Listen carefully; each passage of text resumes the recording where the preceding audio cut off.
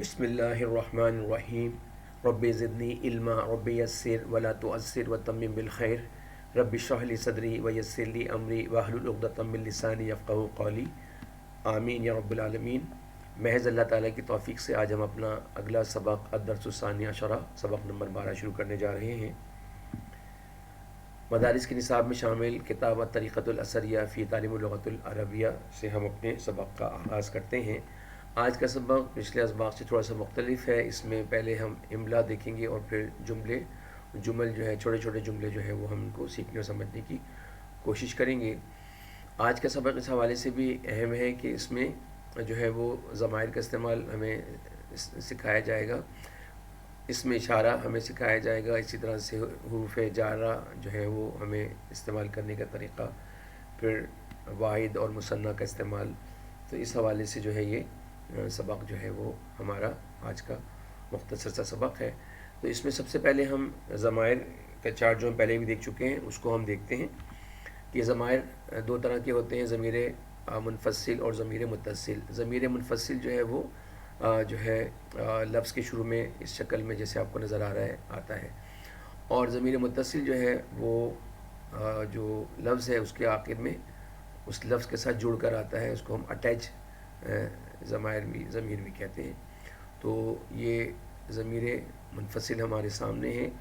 اس میں یہ چارٹ، اس کو پڑھنے کا طریقہ یہ ہوتا ہے کہ ہم اس کو جو ہے وہ واحد مذکر غائب کے لیے ہوا، اور اسی طرح سے تثنیہ اور مثنیٰ مذکر غائب کے لیے ہما، اور اسی طرح سے جمع مذکر غائب کے لیے ہم ہم کو استعمال کرتے ہیں. اور ہوا کا مطلب ہوتا ہے وہ، ہما کا مطلب وہ دونوں، اور ہم کا مطلب وہ سب. اسی طرح سے ہیا، ہما، ہننا یہ مؤنث کے لیے استعمال. ہیا جو ہے وہ ہم واحد مؤنث غائب کے لیے استعمال کریں گے، اس کے مطلب بھی وہ ہوتا ہے. اور ہم ہما جو ہے وہ مثنیٰ تثنیہ جو ہے وہ مؤنث غائب کے لیے استعمال کرتے ہیں. اور اسی طرح سے ہننا جو ہے اس کا مطلب ہوتا ہے وہ سب، یہ جمع مؤنث غائب کے لیے ہم استعمال کرتے ہیں. اسی ترتیب کے ساتھ جو ہے جب ہم حاضر مذکر کی بات کریں گے، واحد مثنیٰ تثنیہ کی ترتیب ہمارے سامنے ہے. انتا کا مطلب تو، انتما تم دونوں، اور انتم تم سب. اسی طرح سے جو ہے وہ حاضر جو ہے وہ مؤنث کی واحد مثنیٰ تثنیہ کی ترتیب ہمارے سامنے ہے. انتی کا مطلب تو، ٹھیک ہے، اور انتما تم دونوں، اور انتنا تم سب. تو اس طرح سے جو ہے وہ ہم ضمائر کو پڑھتے ہیں. اس کے معنی آپ کے سامنے ہیں. اور آخر میں متکلم، یہ دونوں جو ہے مذکر مؤنث کے لیے استعمال ہوتے ہیں. انا کا مطلب ہوتا ہے میں، یہ واحد یہ جو ہے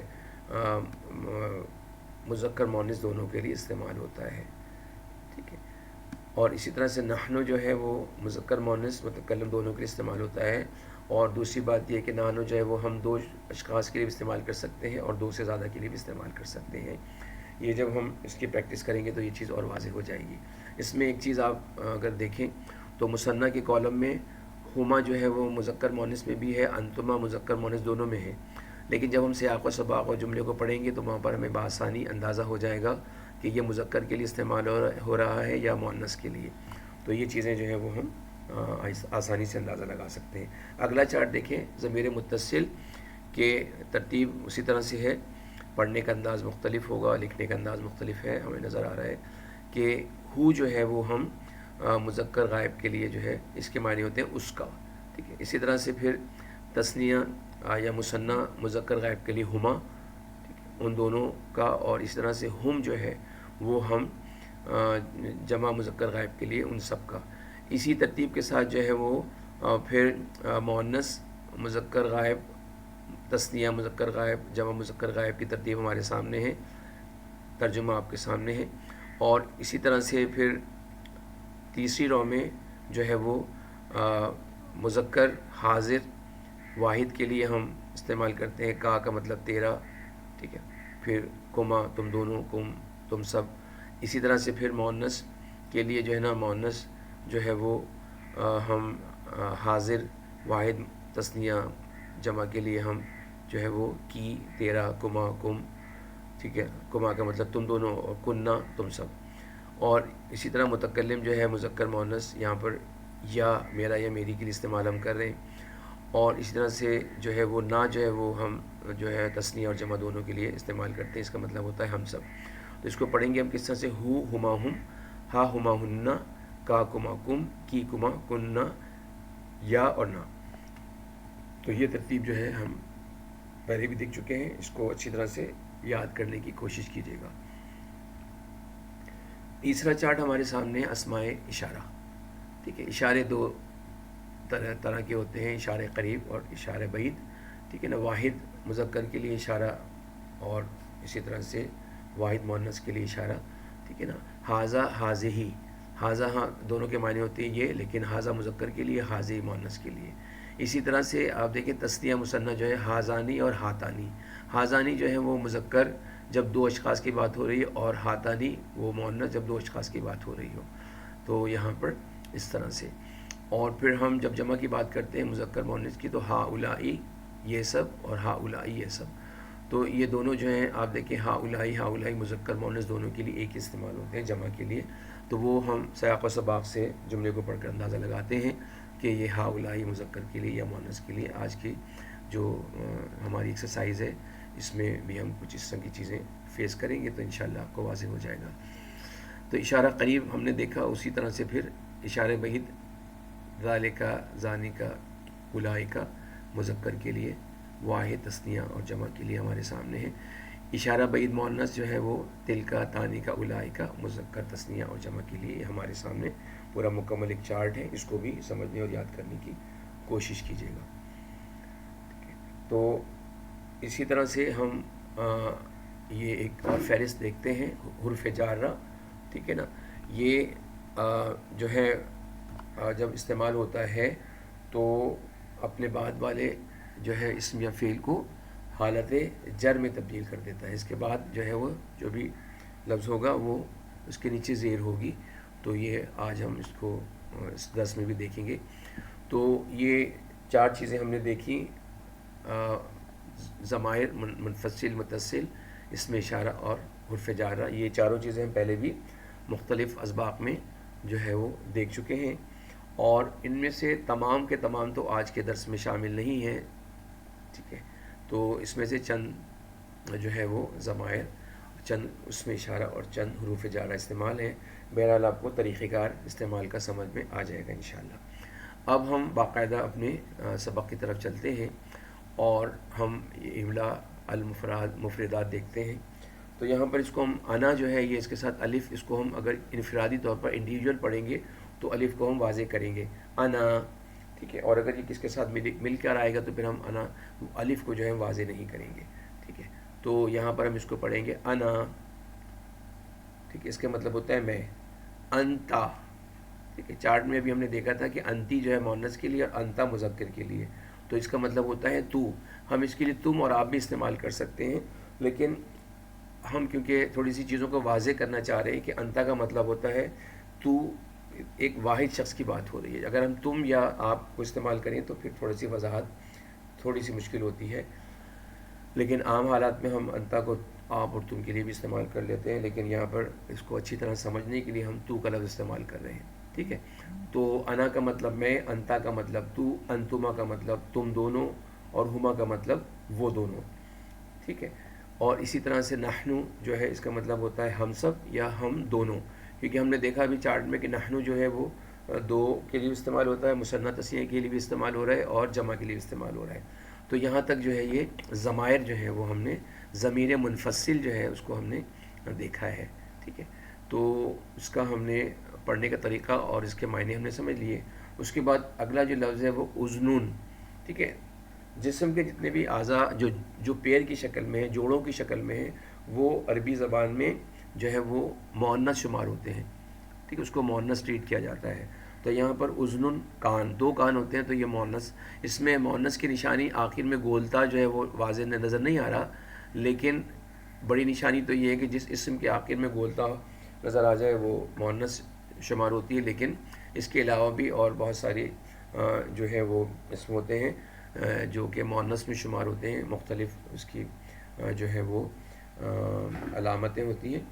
تو یہاں پر ایک علامت یہ بتا دی گئی کہ جسم کے وہ اعضاء جو پیر کی شکل میں ہیں وہ مؤنث میں شمار ہوں گے. تو اس طرح سے مختلف دروس میں یہ تمام چیزیں پھر آہستہ آہستہ جو ہے وہ مؤنث کی تمام جو کیٹیگریز ہیں وہ ہم مکمل کر لیں گے انشاءاللہ. تو اذن کا مطلب کان، اسبع کا مطلب انگلی، قبلۃ قبلہ، کعبۃ خانہ کعبہ، نشیط چست، کسلان سست، مریض بیمار، صحیح تندرست، طلاست جھاڑن جو ڈسٹر ہوتا ہے ہم جو صفائی کے لیے استعمال کرتے ہیں، ٹھیک ہے، طلاست جھاڑن، ہرۃ بلی، اور بلی کو ہم کہتے ہیں خطۃ، تو یہاں پر ہرۃ بلی. زہرا ہم نے لفظ استعمال کیا تھا پچھلے اسباق میں، پھول کو ہم کہتے ہیں، لیکن یہاں پر لکھا ہے الازہارو، ٹھیک ہے، اس کی جمع ہے تو اس کے مطلب ایک سے زیادہ پھول. تو اور دوسری چیز اہم ہم نے جو سیکھی تھی وہ یہ ہم نے سیکھی تھی ایکسکیوز می دوسری چیز جو ہے وہ ہم نے سیکھی تھی کہ جب ہم کسی اسم کے ساتھ جو ہے وہ ال کا استعمال کرتے ہیں تو ال کیا کرتا ہے کہ وہ اس لفظ کے آخر میں جو حرکت ہوتی ہے جسے ہم اعراب کہتے ہیں، وہ اس کے اوپر جو تنوین ہوتی ہے اس کو ختم کر دیتا ہے. تو ال جب بھی کسی اسم کے ساتھ جڑتا ہے تو اس کی تنوین ختم ہو جاتی ہے. تو یہاں پر الازہار نہیں ہے بلکہ الازہارو پیش ہوگا را کے اوپر. اسی طرح سے الحجاجو، ٹھیک ہے نا، حاجی لوگ، تو یہاں پر اس کے ساتھ ال کا استعمال ہے تو جیم کے اوپر جو ہے وہ پیش آئے گا الحجاجو، ٹھیک ہے. اسی طرح سے اگلا جو لفظ ہے وہ جناحانی. اب دیکھیں یہاں پر ہم نے پچھلے اسباق میں واحد سے مثنیٰ بنانے کا طریقہ سیکھا تھا کہ ہم واحد جو اس میں اس کے آخر میں جو بھی حرکت ہوتی ہے اس پر اس کو زبر کر دیتے ہیں، اور زبر اور اس کے ساتھ ہم الف اور نون زیر کا اضافہ کر دیتے ہیں تو ساؤنڈ جو ہے آنی کی ساؤنڈ آتی ہے. تو یہ جو ہے وہ ہم حرکات بال جو ہے وہ حروف جو ہے وہ ہم نے دیکھا تھا، اور یہاں پر جو ہے وہ آنی کی ساؤنڈ جو ہے وہ جو ہے آپ دیکھیں کہ یہ ہمیں واضح کر رہا ہے کہ یہ اس وقت مثنیٰ ہے، ٹھیک ہے. تو جناحانی دو کی بات ہو رہی ہے، ٹھیک ہے، حرکات بالحروف اور حرکات بالحرف، ٹھیک ہے. تو یہاں پر جو ہے وہ دو طرح کی ہم نے دیکھی ہیں حرکات کو کہ تو ہم زیر زبر پیش سے جو ہے وہ واضح ہو جاتا ہے، اور پھر جو ہے وہ حروف کی تبدیلی سے جو ہے وہ، تو یہاں پر حرکات جو ہے وہ یہ یہاں پر جو ہے وہ تبدیلی آئی ہے حروف کی، ٹھیک ہے نا. تو یہاں پر ہم نے اس کے معنی ہوتے ہیں دو پر، ٹھیک ہے. تو یہاں پر اسی طرح سے یہاں پر جناحانی کا مطلب دو پر، یہ جو پر ہوتے ہیں جہاز کے پر اس کی بات ہو رہی ہے یہاں پہ شاید، تو ہم پر جو ہے وہ اس کو استعمال کرتے ہیں جناحانی. اچھا اسی طرح سے عصفرانی، ٹھیک ہے. تو یہاں پر عصفرانی یہاں پر بھی وہی کہ اعراب جو ہے بالحروف نہیں بلکہ اعراب بال جو ہے وہ آپ دیکھیں یہاں پر اعراب بالحروف یہاں پر آپ کو نظر آ رہا ہے آنی، اعراب بالحرکت نہیں ہے بلکہ اعراب بالحروف، ٹھیک ہے. آنی کی ساؤنڈ سے یہ عصفرانی، ٹھیک ہے، الف اور را پہ زبر نظر آئے گا، را کے اوپر زبر ہوگا. عصفورن ہم کہتے ہیں چڑیا کو، اور عصفرانی دو چڑیاں، ٹھیک ہے نا. تو یہاں پر ہم نے اس طرح سے اس کو عصفرانی دو چڑیاں. اگلا جو ٹاپک ہے ہمارا وہ الجمل، اس میں چھوٹے چھوٹے جملے بنانے کا طریقہ سکھا رہے ہیں. اس میں پہلا جو جملہ بن رہا ہے ھذا سالم، یہ سالم ہے. اب یہ سالم جو ہے نام بھی ہو سکتا ہے، اور ہم کسی چیز کی درستگی صحیح سالم ہم کہتے ہیں عام طور پر، تو یہاں پر وہ بھی ہم اس کو استعمال کر سکتے ہیں. ھذا سالم، ٹھیک ہے، یہ سالم ہے. ھذا رأسہ، ٹھیک ہے. ھذا کا مطلب ہمیں پتہ ہے، ھذا کا مطلب جو ہے وہ اس میں اشارہ قریب، اس کا مطلب ہوتا ہے یہ، اور راسن جو ہے وہ ہم کہتے ہیں سر کو. لیکن اس کے ساتھ ہو کی جو ضمیر ابھی ہم نے دیکھی تھی ضمیر متصل، وہ اس کے ساتھ اٹیچ ہے. تو اس کا مطلب کیا ہوتا ہے اس کا اس کی، ٹھیک ہے نا.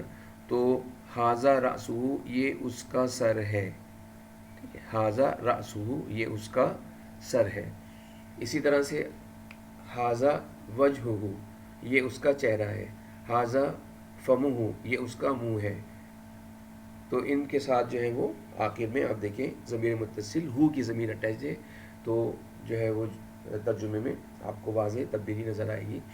اسی طرح سے ہم اگلا لفظ دیکھتے ہیں، یہ تھوڑا سا مختلف چیز ہمارے سامنے آ رہی ہے، حاضی فاطمہ تو۔ اب دیکھیے یہاں پہ جو آخر میں جو ہے وہ ہو کی ضمیر نہیں ہے بلکہ یہ گولتا ہم، ٹھیک ہے نا، تو یہ گولتا سے واضح ہو رہا ہے کہ یہ مؤنث کی بات ہو رہی ہے۔ فاطمہ ایک لڑکی، کسی عورت کا، خاتون کا نام ہے، اور اس کے ساتھ حاضہ نہیں لگا ہوا بلکہ حاضی ہی، تو یہ دونوں نشانیاں ہیں بالکل واضح کہ مؤنث کی بات ہو رہی ہے۔ ایک تو حاضی ہی، ٹھیک ہے نا، اس میں اشارہ قریب مؤنث کے لیے، اور آخر میں گولتا اور نام پڑھ کر بھی ہمیں اندازہ ہو رہا ہے کہ یہ کسی فیمیل کا نام ہے۔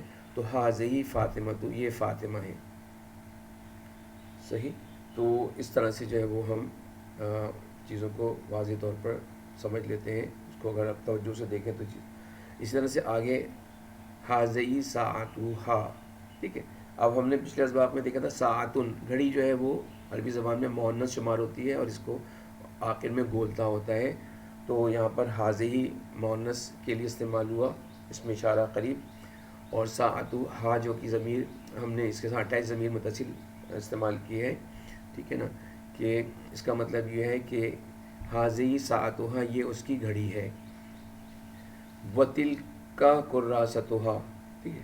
کراستن جو ہے یہ بھی کاپی اس کے معنی ہوتے ہیں، اور یہ اس کے آخر میں گولتا ہوتا ہے مؤنث میں، لیکن یہاں پر اشارہ بعید، دور کی بات ہو رہی ہے، اور اس کے ساتھ واو، ہم نے پچھلے اسباق میں دیکھا تھا کہ واو جو ہے حرف عطف ایک سے زیادہ ہوتے ہیں، واو کا استعمال ہم پہلے بھی کر چکے ہیں، اس کے معنی ہوتے ہیں اور، تو یہاں پر ٹھیک ہے نا، تل کا اشارہ بعید مؤنث کے لیے، اور کراستو ہا کی ضمیر اس کے ساتھ مؤنث کے لیے، کیونکہ کراستو جو ہے وہ مؤنث اس میں ہے، تو یہ اس کو ہم کس طرح سے پڑھیں گے، وہ تل کا کراستوہا، اور وہ اس کی کاپی ہے، ٹھیک ہے نا، اور وہ اس کی کاپی ہے، اس طرح سے اس کا ترجمہ ہوگا۔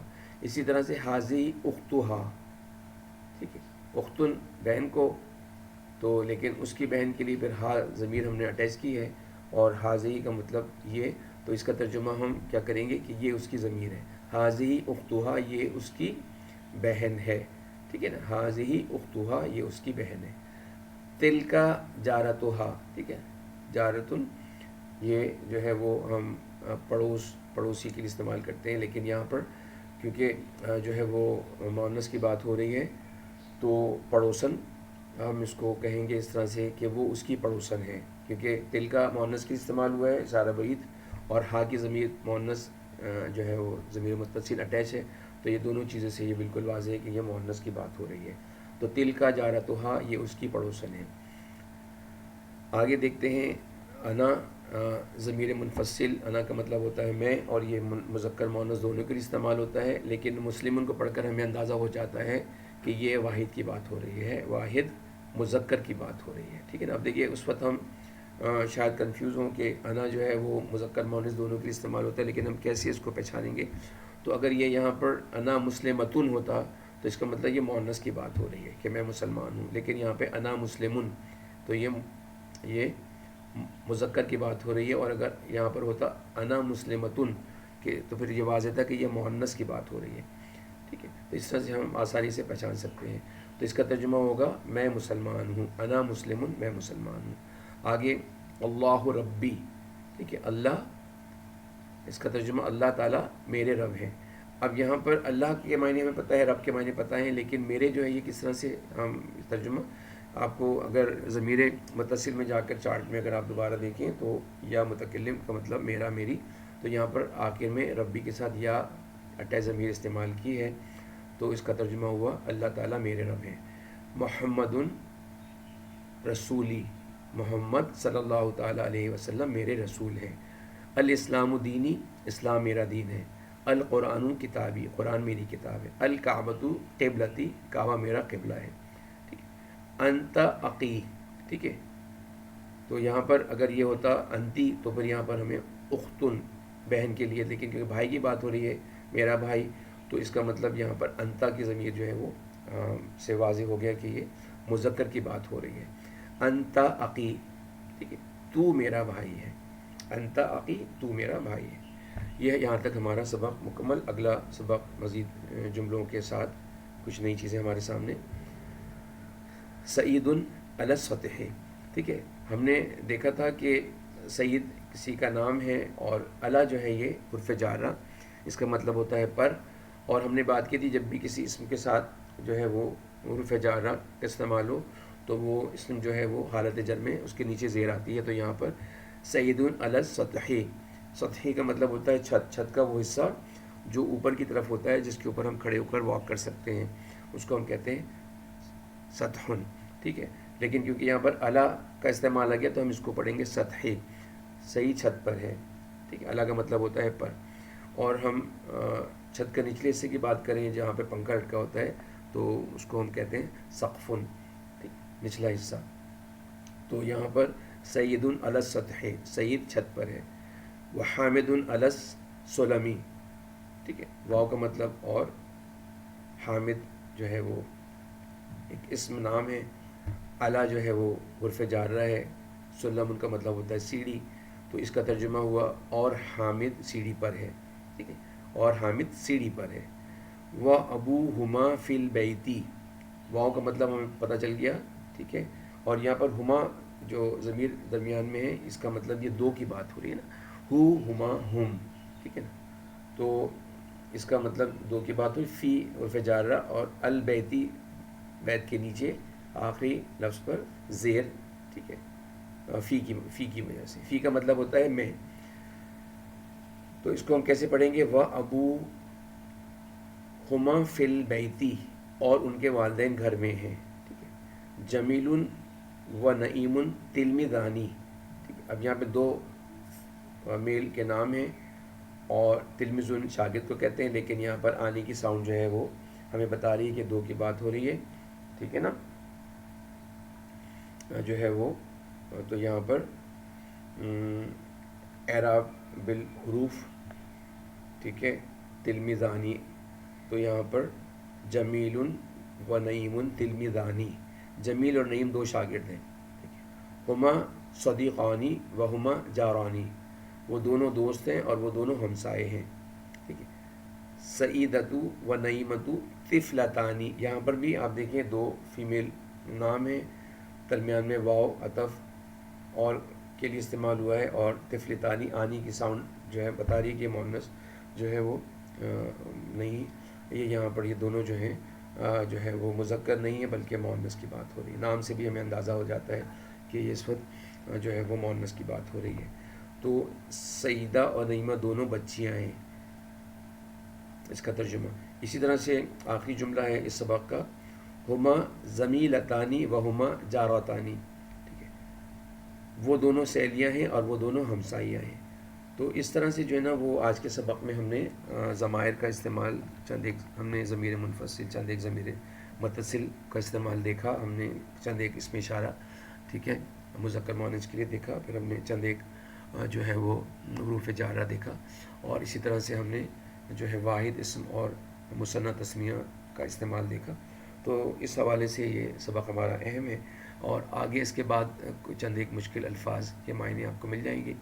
یہ قواعد املا، ٹھیک ہے، یہاں پر ہم جو لکھا ہے اس کو ہم استعمال کر چکے ہیں کہ ہازانی الف کے ساتھ اس طرح ہازانی پڑھا جاتا ہے لیکن لکھنے میں نہیں آتا. ٹھیک ہے، انا بغیر الف کے اس طرح، ٹھیک ہے، انا پڑھا جاتا ہے لیکن لکھنے میں الف کے ساتھ لکھا جاتا ہے. صحیح، تو یہ چیز ہم نے پریکٹیکلی دیکھ لی ہے، اور باقی چند ایک مشکل الفاظ آپ کے سامنے ہیں. اور جتنے الفاظ یاد ہوں گے، جتنا الفاظ کا ذخیرہ ہوگا، اتنی اچھی آپ عربی بول سکیں گے.